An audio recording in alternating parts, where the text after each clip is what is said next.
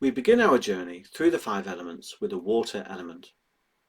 When you think of water, you might think of the open sea, the deep dark depths, a stream, a lake, a glass of water or rain. Very contrasting images, and this hints at the paradoxical nature of the water element. It is said that the water element holds the yin and yang within the human psyche. The Tao Te Ching says, under heaven, nothing is softer or more yielding than water, but for attacking the solid and the strong, nothing is better. Now, this duality shows up in the two of the capacities of the water element. Water gives us a capacity to act potently, powerfully, drawing upon our reserves, our survival instincts, our sense of will, but it also gives us the capacity to rest and be restored, dormant and still. This shows up in connection to the season of the water element being winter time, that time of dormancy when the land is fallow and there's a waiting and there's a kind of emptiness and stillness. It's the time of darkness and mystery. It's a deeply feminine, archetypally speaking, it's a deeply feminine time of yielding, of going inside, of withdrawing. And I think to some degree in this culture we've lost a tradition of valuing that time, of valuing those qualities of resting.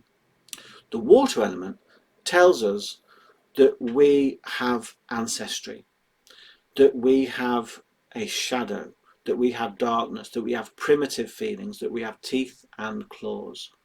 The water also gives us those resources when we need it. So it's not surprising that the emotion connected to the water element is fear, that primitive emotion that can make us go into flight, fight or freezing, each very valid strategies in the right circumstances.